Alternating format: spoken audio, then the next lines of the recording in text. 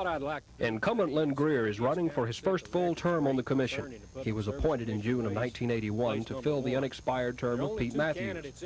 Greer, a graduate of Auburn University with a degree in electrical engineering, served in the Alabama House of Representatives, and he says this experience, along with his engineering background, makes him uniquely qualified to analyze complex rate cases. He says his priority for the next 4 years is to keep utility rates at an affordable level for residential and industrial customers. Commissioner Greer has also proposed a state energy assistance program to help the elderly, poor, and disabled pay their power bills. Greer's primary opponent is Bill Edwards, the former director of the Alabama Coalition Against Hunger. By contrast, Edwards believes power rates for Alabama's industrial users are among the lowest in the nation, and he supports what he calls a moderate increase in the industrial rate. He says the rate structure is unfair to residential customers and is driving small businessmen to bankruptcy. Edwards says if elected, he'd support an overhaul of the electric rate structure and work for the creation of a revolving loan fund from utilities capital to provide the owners of homes, rental units, and small businessmen with low or no interest loans for insulation and weatherization. Dennis Latham, WSFA TV News. First is the question of Alabama.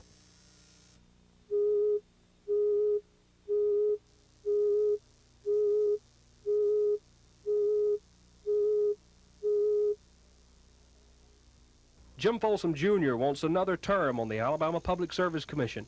He says he thinks his first term on the commission has seen the establishment of a well-qualified staff to represent the public interest, but he says more improvements are needed. Folsom says the commission's rate-making capabilities need improving, and computers can help do that. He also believes that legislation to expand the membership of the commission will lend technical expertise to the commission. One of Folsom's opponents, former PSC staffer Kelly Curington, also advocates legislation, but his idea is to limit the rate-making role of the state Supreme Court. Curington says it's time the legislature does something before utility regulation gets out of the control of the PSC. Curington also wants the commission to investigate the energy cost factor used by Alabama Power Company. The other candidate, Hugh Davis, is a recent law school graduate. He has legislative plans for the Public Service Commission as well. Davis says he's already drafted 2 bills that would give the commission enough power to keep utilities from passing on their advertising costs to the consumers. Davis is also critical of recent delays in an Alabama Power Company rate case, saying present commissioners want to wait to review the case at a more politically opportune time. Dennis Latham, WSFA TV News.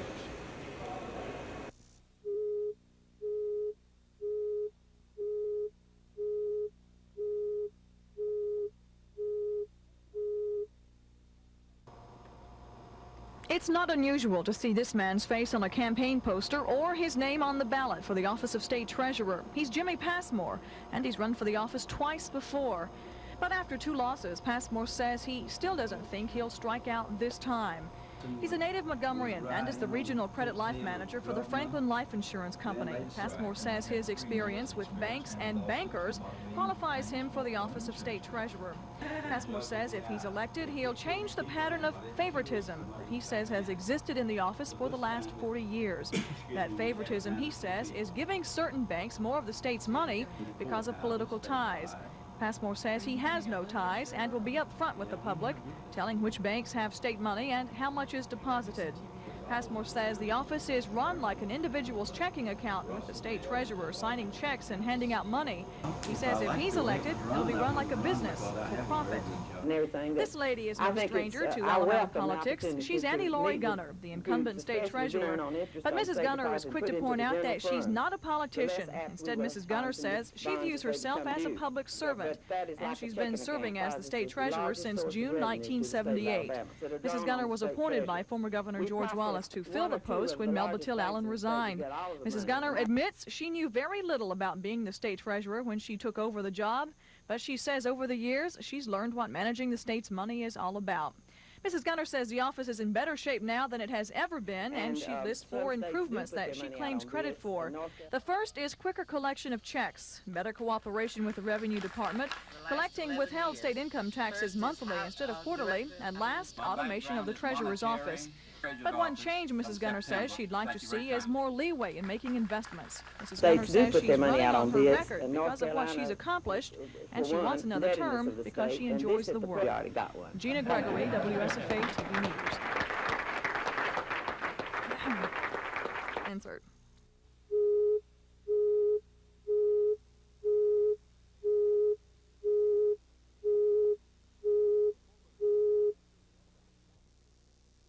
The former Associate Director of the Alabama Cooperative Extension Service, Cecil Davis, says the Office of Commissioner of Agriculture and Industries is the most important office in the state, considering the impact it has on the daily lives of Alabama citizens.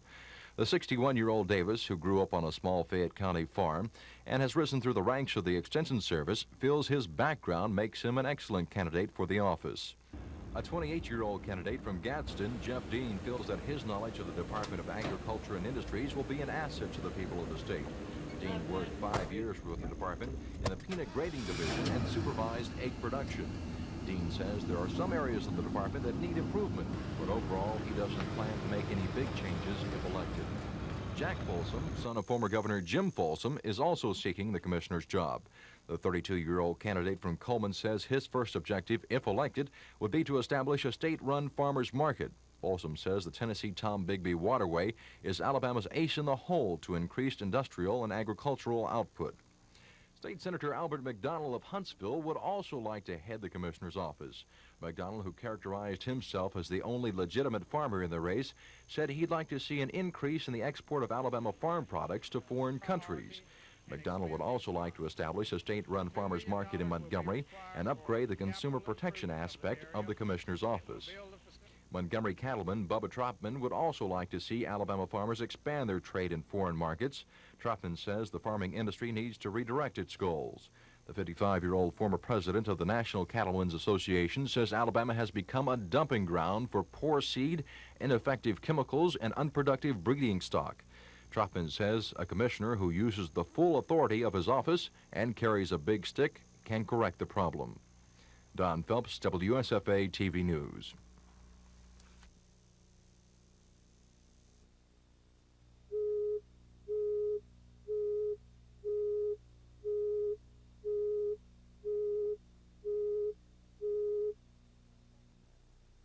Don Siegelman has been campaigning for a second term with the slogan, "A Working Secretary of State."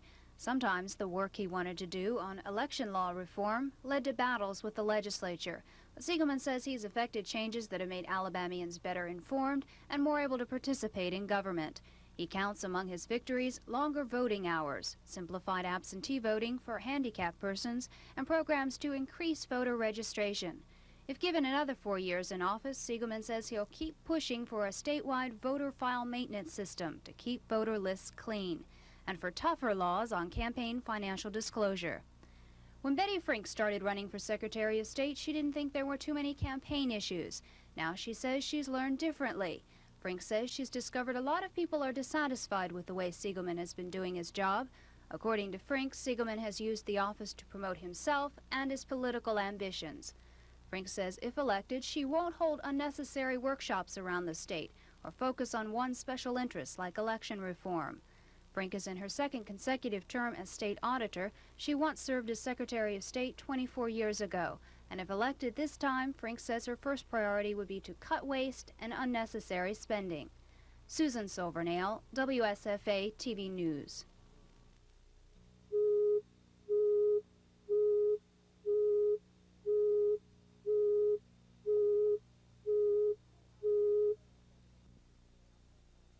Kay Ivey was the first candidate to officially announce her plans to run for the office. This is her first political venture, and she has several objectives on the state auditor's drawing board should she be elected. Ms. Ivey's major goal is to follow her campaign slogan, being accountable to the taxpayers. That includes making a report to the taxpayers, letting them know how their money is being spent. She also wants to work closer with the Office of Examiners of Public Accounts. About 2 weeks after Ms. Ivey announced, Jan Cook officially kicked off her campaign. Ms. Cook says the first thing she'll do if elected is audit her own office. At 26, she's the youngest of the candidates, but Ms. Cook says she doesn't believe her age will hinder her campaign.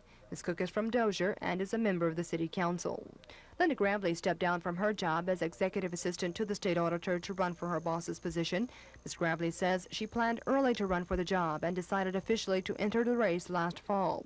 She's campaigning on her 20 years experience in private industry and in state government, where she also served in former Governor George Wallace's administration. Ms. Gravely says she wants to serve the people and be sensitive to their needs. The fourth candidate in the race, Gladys Detheridge, has a similar campaign philosophy. She believes there's a need for what she calls dedicated, concerned, and caring people in state government. Ms. Detheridge says there are three major issues in the race: making the office more accountable, not only when it comes to balancing the books, but also to the taxpayers, to let them know how their $7.5 billion is being spent. She also plans to appoint what she calls dedicated people to the Board of Registrars. Lastly, Ms. Detheridge says the office must be independent, free from political ties with agencies being audited, including state departments and Alabama banks. If elected, Ms. Detheridge says she'll work to keep the record straight. Kim Davis, WSFA TV News.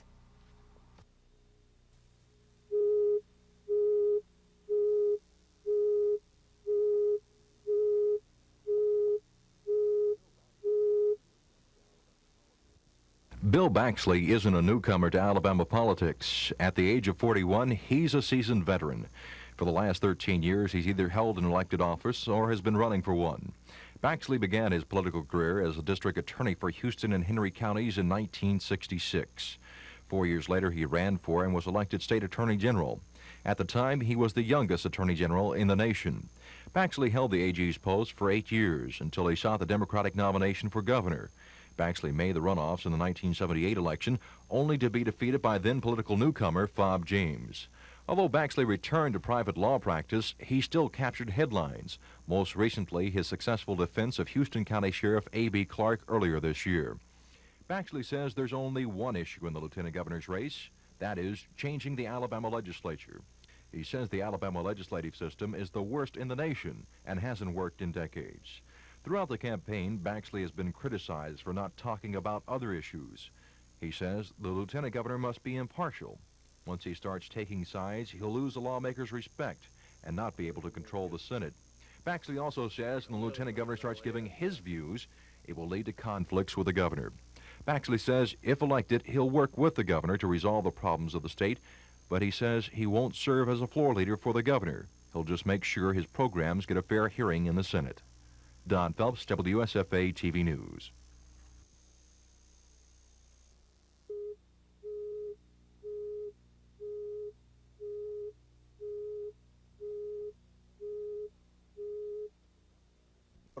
Senator Callahan's campaign can be called anything but subdued, as evidenced here in this commercial.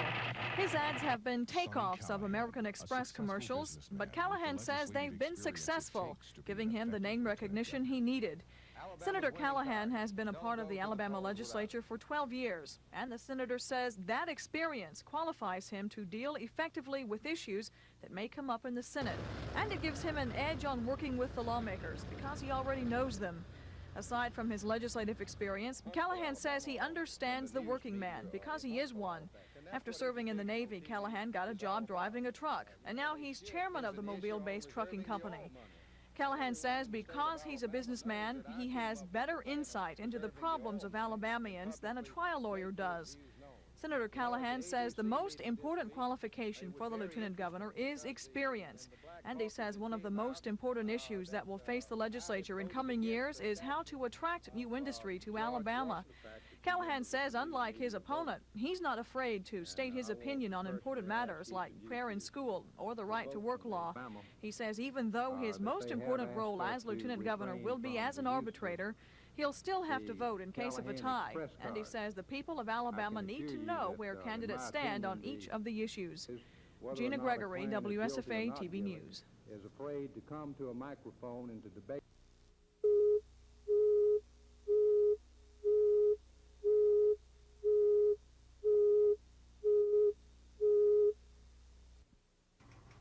Mr. Folsom's campaign is based on a principle he says George Washington wrote, which he first heard back in 1927. It goes, one man, one office is liberty. One man, two offices is a dictatorship. It's from that platform that Mr. Folsom strongly opposes the presence of lawyers in the state legislature. He says their involvement in law puts them in the judicial branch of government. If elected, he says he'll work to get the attorneys out of the legislature. Mr. Folsom was born in Elba. He's 74 years old and the father of 9 children. 2 of his sons are also seeking election to state offices this year. This is the 9th time Big Jim has sought the governor's chair. That's a record. The first time was in 1942. He lost then, but came back to win a runoff in 1946. After sitting out a term, he won a landslide victory in 1954. The Folsom administrations were well known for the programs to bring farm produce to the markets by paving many dirt roads in the state. Mr. Folsom has sought the governor's office 6 times since he left it. This time, he hopes once again to claim the office he left in the early 60s. Tom Foreman, WSFA TV News.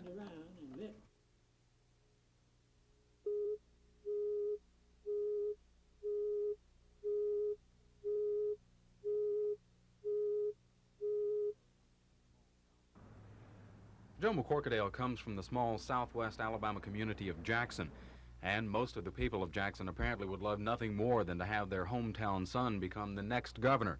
This isn't the first time they've supported him. For the last 24 years, Joe McCorkadale has been serving as the Clark County member in the House of Representatives. For the last 8 years, he's been elected by the other House members to serve as the Speaker of the House. That's a fact that prides Mr. McCorkadale, since it's the first time in the state's history anyone has been elected to serve consecutive terms as the presiding officer of the House. The Speaker says he also feels his 24 years of experience are an important asset to any governor. But becoming governor isn't easy for Mr. McCorkadale. He's been fighting name recognition problems in the northern part of the state. Some political hopefuls say he has done so successfully. What recognition he might have up there is expected to be among the business community. Mr. McCorkadale was recently rated by the State Chamber of Commerce as having voted correctly 89% of the time on selected business issues. But the Speaker also apparently has broad-based support, reflected in several polls which show him running very high, and in at least one poll, a projection that the Speaker could win the Democratic nomination, possibly without a runoff. Chris Grimshaw, WSFA TV News.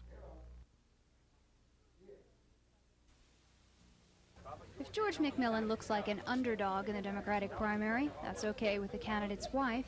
Ann McMillan says her husband was not favored to win his earlier political races, but he always won anyway. In 1973, McMillan was a political unknown when he defeated 8 opponents without a runoff for a seat in the State House of Representatives.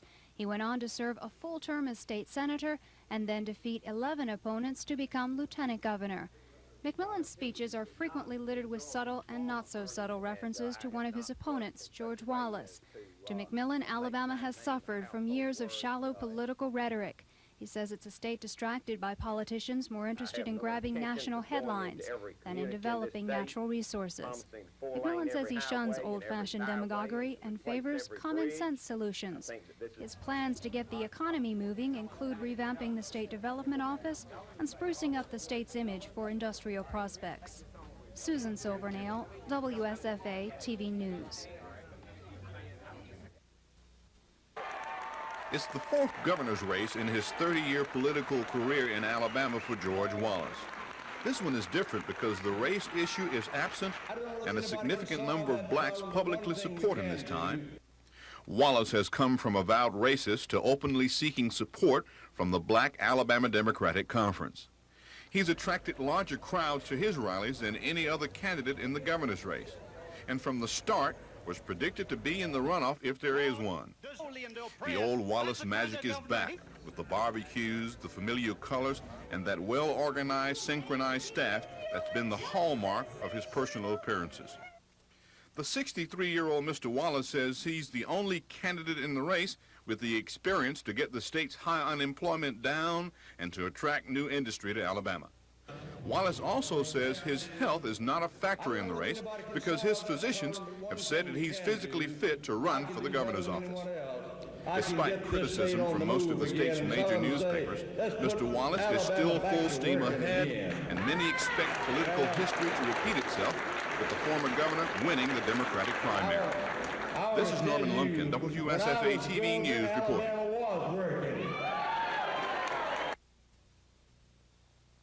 Larry Lee has spent most of his campaign time talking to the people, especially the farmers. Lee says they've been telling him it's tough making a living these days, and that message isn't getting through to their representatives in Washington. That concerns Lee, a former editor of a farming magazine. He says he may not have all the answers to the farmers' problems, but he knows what economic hardships they face, and he wants to help. But it's not just the farmers Lee says he wants to help, it's all the people in the district, and Lee says his blueprint for progress is designed to do just that. Lee calls his plan a catalyst for action. It includes taking an inventory of the resources in Alabama, then making use of those resources. For example, Lee says he'd look at alternative crops and decide how to best market them. Lee believes the agricultural economy is the key issue in the race, along with military needs. But he says unless we can get farmers back on their feet, we'll all be in a real bind. Kim Davis, WSFA TV News. Billy Joe Camp is a native of Coleman County and is no newcomer to Alabama politics. He served on his county board of education after receiving his B.S. degree in business administration from the University of North Alabama. Mr. Camp was press secretary to former Governor George Wallace from 1971 to 1979 and was elected president of the Alabama Public Service Commission in 1980. Mr. Camp originally had his eyes on the lieutenant governor's chair for this election, but decided to switch to the congressional race after former Attorney General Bill Baxley announced he would run for lieutenant governor. Mr. Camp says he made the change for several reasons, but mostly to bring the Democratic Party together. Mr. Camp says he served the people well as president of the PSC by not approving a single rate increase requested by the big utilities because he says they did not deserve them. He says when he's elected to the 2nd District congressional seat, there are several areas he will concentrate his efforts to help the people of the district. Two of the most important, he says, is to bring about lower interest rates for Alabamians. He says in traveling around the district in these last few days before the primary, more people are concerned about the economic situation in the country, and says he will work to bring more jobs to the state and economic recovery. Mr. Camp says it's important to see a balanced budget in Congress, but to bring this about will require a lower interest rate so industries can expand and create more jobs. He also says he's concerned about low prices being paid to the farming community for their products and says the government is going to have to give farmers assistance in developing overseas markets for products. Mr. Camp has received endorsements from several organizations in the past week and says he's confident of a victory in the Democratic primary. Matt Carmack, WSFA TV News. To the national deficit. Stone is a Montgomery real estate man who up until 3 years ago had spent a quarter century in the automobile business. He spent 2 years in the Army at the end of World War II as a rifleman in the infantry. During the Korean conflict, Stone spent another 2 years in the Air Force as an officer. He's a graduate of the University of Alabama, where he majored in Commerce and Business Administration. He's been married to his wife Lucy for 30 years. They have 3 children. Stone says he's a candidate because the U.S. economy is in deep trouble. Stone says in the past he left his concerns with the country's problems to other politicians. But now he's taking his degree in business administration, business mathematics, and business economy to Washington to do what he can to help straighten out what he calls a messed up economy. Stone is running on a 6-point platform, which includes abolishing the Federal Reserve System, a federally mandated ceiling for the prime interest rate at 4%, revised import laws, a balanced budget, a revamping of the income tax system to remove loopholes, and a total overhaul of the Social Security program to ensure that it's available to all Americans who have paid into the program. I'm Bob Howell, WSFA TV News, with a profile of Mercer Stone. The first proposed amendment is Governor James' budget isolation provision. The governor says the measure is needed to stop the legislature from letting the state's general fund and education budgets fail to surface for a final vote until the last night of each regular session. The isolation issue would stop all other statewide bills from being transferred from one house to the other until the budgets are passed. The controversy over this proposed amendment centers on whether it should be on the ballot September 7th. Secretary of State Don Siegelman, backed with the Supreme Court advisory opinion, says it shouldn't. The governor says it should. The proposed amendment is expected to show up on ballots in almost every county of the state. The second proposed amendment would allow local tax assessors and tax collectors to be paid a salary instead of a percentage of fees collected by their office. The Alabama legislature has already passed a separate law which sets up a series of minimum salaries for tax assessors and tax collectors, and a provision that requires the local governing body to authorize the switch to the salary system. But the separate law doesn't take effect unless proposed Constitutional Amendment number 2 is approved by the voters. The constitutional amendment is needed to circumvent a constitutional provision that prohibits any elected official from receiving a pay raise during his term of office. If the constitutional amendment is voted down, then the separate law will take effect in 2 years when the tax assessors and tax collectors run for their next term of office. The third proposed amendment is what's known as a local amendment. It relates only to Calhoun County and their right to set court costs and charges in that county. Even though the amendment only affects Calhoun County, voters statewide must approve its addition to the state constitution. The fourth proposed amendment is another local amendment from Montgomery County. The amendment would exempt the county from the constitutional provision prohibiting gambling and would allow the county to allow gambling only in the form of bingo. But the amendment is a controversial issue in the county. County District Attorney Jimmy Evans, who says he's in favor of bingo strictly for charity, claims this amendment is too broad in who it would allow to start up bingo operations. Mr. Evans says it could be so broad as to allow some forms of organized crime to set up bingo. But the Bingo for Charity Group spokesman, Dale Cransfield, disagrees. Private organizations, private clubs are restricted. They cannot play bingo under this act. I have had several attorneys review that particular point, and they say that that is true.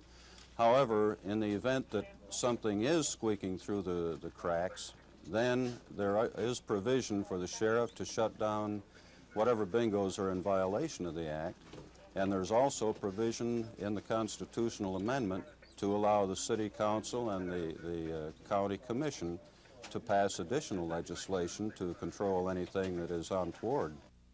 Chris Grimshaw, WSFA TV News. It does set out the fraternal religion.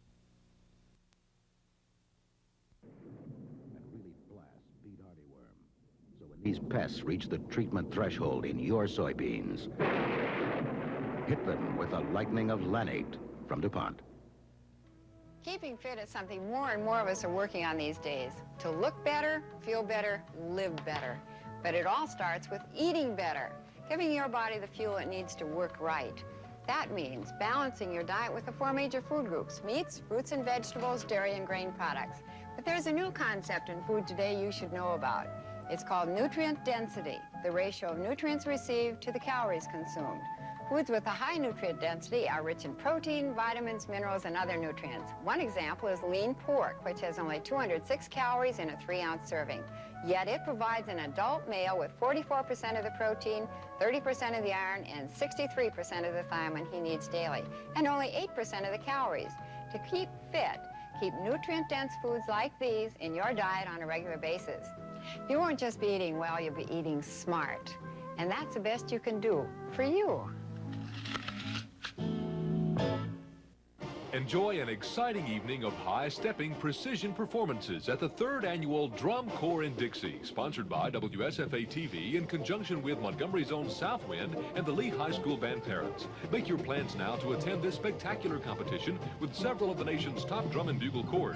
Tickets are $6 in advance at these locations, or $7 at the gate. The 3rd Annual Drum Corps in Dixie. It's a show you don't want to miss. Monday, July 5th at 7:30 in Crampton Bowl. There's really no need to pay 6 figures for a new home these days. With a little imagination, energy, and a sense of compromise, you can do it yourself for a lot less. Using discarded items and a lot of do-it-yourself labor, Janet and Ken Clough have completed about 30% of their 2,000 square foot home. The cost so far, an unbelievable $200. We're going to be building this house for in the range of $12,000 to $15,000 total, and that's including all the electrical and the plumbing and the glazing. They started with 800 tires donated by a Canyon City tire dealer. Those tire carcasses are packed solid with dirt, over 200 pounds per tire. That's the tough part. Then the adobe is packed in several layers, resulting in a sturdy wall 30 inches thick. The adobe is made mostly of gypsite, a byproduct of the gypsum mine where Clough works. You mix it up, it's nice and sloppy. Kids love to play with it. You can throw it, you can just push it in here and it'll stick. The tires act as their own lath. So it's really easy to work with. The final product looks like the traditional adobe home. The Cloughs have been living in this small tire house for more than 3 years. When it's complete, they will have a new house with no mortgage, almost no heating bills, and the satisfaction of knowing they have made good use of some of society's junk. That's the latest news, weather, and sports for this third day of July 1982. Thanks for watching. Right now, we invite you to sit back and relax and enjoy Saturday Night Live. It's coming up next.